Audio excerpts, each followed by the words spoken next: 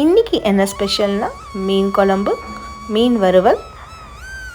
எங்கள் அம்மா கையால் வைக்கிற மீன் குழம்பு செய்யணுன்னு எனக்கு ரொம்ப நாள் ஆசை. இன்றைக்கி நான் அதை தான் உங்களுக்கு செஞ்சு காமிச்சிருக்கேன். Welcome to Marita's creative food.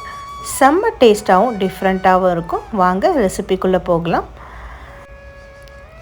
தனியா 2 கைப்பிடி அளவு, வெந்தயம் ஒரு 3/4 டேபிள் ஸ்பூன் கிட்ட எடுத்திருக்கேன், ஜீரகம் 1 டேபிள் ஸ்பூன், மிளகு 1 டேபிள் ஸ்பூன், சோம்பு ஒரு 1/2 டேபிள் ஸ்பூன், வடகம் கொஞ்சம், இதோட வரமிளகா ஒரு 10லேருந்து 15 கிட்ட எடுத்துக்கோங்க. ஒரு அடி கனமான வானொலி எடுத்துக்கோங்க. அதில் இப்போ நம்ம எடுத்து வச்ச எல்லா பொருளையும் வறுக்க போகிறோம். எல்லாத்தையுமே நான் ஒன்றா போட்டு தான் வறுக்கிறேன். கொஞ்சம் கலர் மாறி அதோட பச்சை ஸ்மெல்லு மாறினா போதும், அந்த அளவுக்கு இதை வறுக்கணும். உங்களுக்கு வடகம் தாளிக்க மட்டும்தான் பிடிக்கும் அப்படின்னா நீங்கள் அதை தாளிக்கிறப்ப மட்டும், அதாவது எண்ணெய் ஊற்றுவீங்கல்ல, அப்போ போட்டுக்கோங்க. நான் இதோடு சேர்த்து போட்டு அரைச்சிருவேன். வடகத்தில் கொஞ்சம் விளக்கெண்ணெய் ஊற்றுவாங்க. அந்த எண்ணெய் இருக்கிறதுனால இப்படி நம்ம ட்ரை ரோஸ்ட் பண்ணுறப்ப அது ஆட்டோமேட்டிக்காக வதங்கிடும். இதுக்கப்புறம் நம்ம வறுத்த எல்லாத்தையுமே ஒரு மிக்ஸி ஜாருக்குள்ளே மாற்றிக்கலாம். ரொம்பவும் மிளகா கருகிறது கூட கருகக்கூடாது. அழகாக அதோட கலர் மாறி பச்சை வாசம் மாறுற அளவுக்கு இருக்கணும். அடுத்து தேங்காய் ஒரு அரை மூடி எடுத்திருக்கேன். அதையும் என்ன பண்ணுறேன்னா இதோட சேர்த்து வதக்குறேன். நல்ல துருவின தேங்காவாக எடுத்து அதையும் இதோட சேர்த்து நல்லா வதக்கிக்கலாம். ஃபஸ்ட்டு கொஞ்சம் உங்களுக்கு அடி பிடிக்கிற மாதிரி இருக்கும். அதோட எண்ணெய் பிசுக்கும் தண்ணியும் போனதுக்கப்புறம் அது ஆட்டோமேட்டிக்காக உங்களுக்கு நல்லா வறுத்து கலர் மாறி உங்களுக்கு இந்த மாதிரி கிடைக்கும்.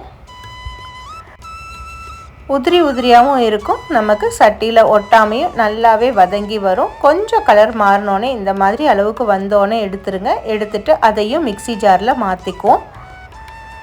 அடுத்து நம்ம பண்ண போகிறது என்ன அப்படின்னா, கொஞ்சம் எண்ணெய் ஊற்ற போகிறோம்.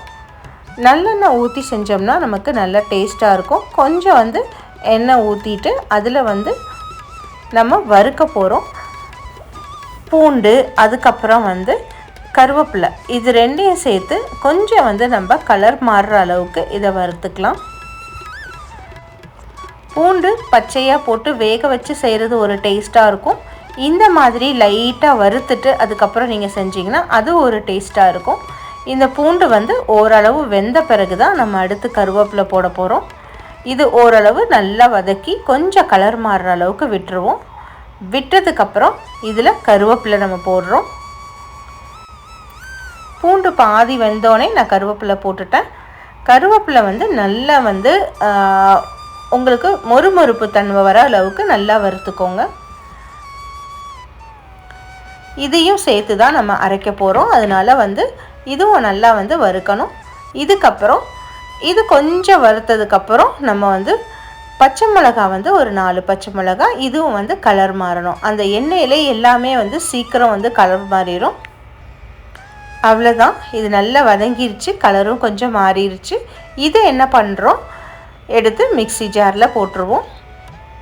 எதையுமே நான் இன்னும் அரைக்கலை, எல்லா பொருளையும் ரெடி பண்ணிட்டு தான் இருக்கேன். இது எல்லாத்தையும் பச்சை மிளகா, அப்புறம் பூண்டு, கருவேப்பிலை, இது மூணையுமே நம்ம மிக்ஸி ஜாரில் மாற்றியாச்சு. இந்த எண்ணெயிலே தான் நம்ம செய்ய போகிறோம். அடுத்ததும் இப்போ இருக்கிற எண்ணெய் போதும். அதிலே என்ன பண்ணுறோம், எண்ணெயை வடிகட்டிட்டு தான் பூண்டும் கருவேப்பிலையும் எடுத்திருக்கேன். அந்த எண்ணெயிலே நம்ம வெங்காயத்தை வதக்குறோம். சின்ன வெங்காயமாக இருந்தால் இன்னும் கொஞ்சம் வித்தியாசமான டேஸ்ட் இருக்கும். நான் பெரிய வெங்காயம் இன்றைக்கி போட்டிருக்கேன். இங்கே மிக்ஸி ஜாரில் நம்ம வச்சுருந்த பொருள்லாம் அரைச்சி நல்லா மையாக அரைக்கணும். அதாவது தேங்காய் திப்பி திப்பியாக இருக்கக்கூடாது. இந்த மாதிரி நம்ம கை வச்சு தேய்ச்சோம்னா தேங்காவோட அந்த நரப்பு தெரியக்கூடாது. நல்லா மையாக அரைச்சிடணும். இங்கே வெங்காயம் கொஞ்சம் வதங்கிருச்சு. இப்போ இந்த மசாலாவை எடுத்து அதில் போடுவோம்.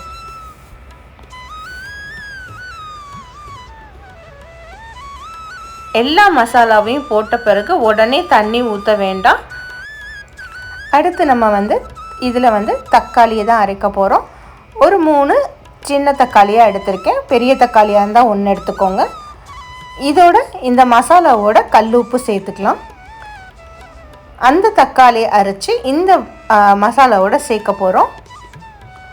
இந்த மசாலா நல்லா வதங்கட்டும், பச்சை வாசம் போயிட்டு அதுக்கப்புறம் வந்து கொஞ்ச நேரம் வந்து இந்த எண்ணெயிலே இது வதங்கிட்டு இருக்கட்டும். அது வரைக்கும் நான் தண்ணி எதுவும் ஊற்றலை. இங்கே தக்காளி எனக்கு 3 தக்காளின்றதுனால கொஞ்சமாக தான் கிடச்சிருக்கு.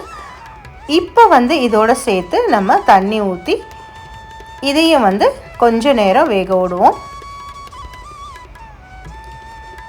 அரைச்சதுனால தக்காளி வந்து உங்களுக்கு சீக்கிரம் வெந்துடும். கொஞ்சம் தண்ணி ஊற்றிருக்கேன். அதுக்கப்புறம் தேவையான அளவு தண்ணி நம்ம ஊற்றிக்கலாம். இது கொஞ்சம் வந்து ஒரு கொதி வரட்டும். இதுக்கப்புறம் இதில் மஞ்சத்தூள்,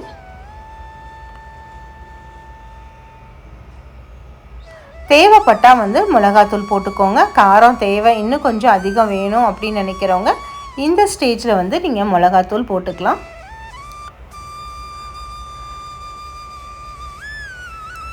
மூடி போட்டு கொஞ்ச நேரம் வச்சதுக்கப்புறம் இங்கே வந்து மீனை வந்து உப்புத்தூள் மஞ்சத்தூள் போட்டு நான் கழுவி வச்சுருக்கேன்.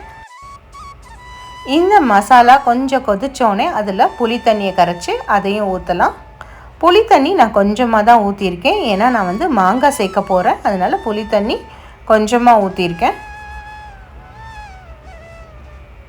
புளி தண்ணி ஒரு கொதி வரட்டும். நல்லா வந்து ஒரு கொதி வந்ததுக்கப்புறம் தான் நம்ம வந்து இங்கே கழுவி வச்சுருக்க மீனை போட போகிறோம். எனக்கு நல்லா பபிள்ஸ் வந்து கொதிச்சிருச்சு. இப்போ நான் மீன் எடுத்து இதில் போடுறேன். எண்ணெய் பிரிஞ்சு வந்திருக்கு பாருங்கள். அதுக்கப்புறம் தான் வந்து நான் மீன் இதை போடுறேன். எவ்வளோ தேவையான மீனோ அதோடு போட்டுட்டு அதுக்கப்புறம் மீதி இருக்கிறத நம்ம வறுக்க வச்சுக்கலாம். மீனை போட்டோன்னே நம்ம கிண்டலாம், ஒன்றுமே ஆகாது. மீன் வெந்ததுக்கப்புறம் கிண்ணோம்னா மீன் வந்து உடஞ்சிரும். ஒருவேளை உப்பு பத்தலை அப்படின்னா உப்பு போட்டுட்டு நம்ம வந்து நல்லா வந்து கிளறி விட்டுக்கலாம். மீனும் கொஞ்சம் நேரம் இப்படி கிளறப்ப நல்லா வந்து சாந்துரும். அதோட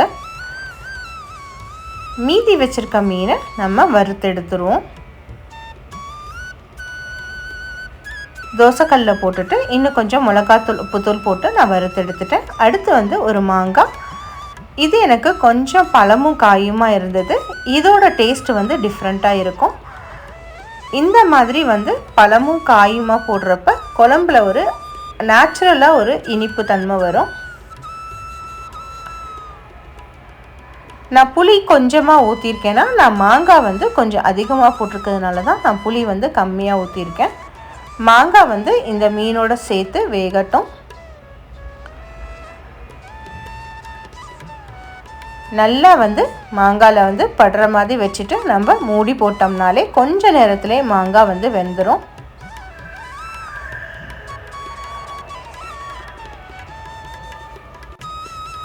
மூடி போட்டுட்டு கொஞ்ச நேரம் கழித்து நம்ம இங்கே வந்து மீன் வறுக்கிற நேரத்தில் இது வெந்துடும். அவ்வளோதான், நம்மளோட மீன் குழம்பு, மீன் பொரியல், மாங்காய் வந்து மீன் குழம்புல போட்ட மாங்காவும் செம்ம டேஸ்ட்டாக ரெடி ஆகிடுச்சு.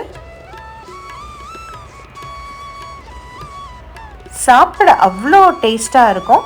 இந்த மாதிரி ஒரு தடவை மீன் குழம்பு ட்ரை பண்ணி பாருங்கள். ரொம்ப சூப்பராக இருக்கும். அதே நேரம் ரொம்ப ஹெல்த்தியாக இருக்கும். மிளகு, மிளகாத்தூள், அதுக்கப்புறம் பச்சை மிளகாய் எல்லாம் போட்டு நல்லா வறுத்து அரைச்சி செய்கிறப்ப இதோட டேஸ்ட்டே வந்து உங்களுக்கு டிஃப்ரெண்ட்டாகவும் இருக்கும். அதே நேரம் இது ஒரு 2-3 நாளைக்கு கூட நீங்கள் வச்சு சாப்பிட்லாம். டேஸ்ட்டும் நல்லாயிருக்கும். ட்ரை பண்ணி பார்த்துட்டு எப்படி இருந்துச்சுன்னு சொல்லுங்கள். தேங்க்ஸ் ஃபார் வாட்சிங். அடுத்த வீடியோவில் நம்ம பார்க்கலாம்.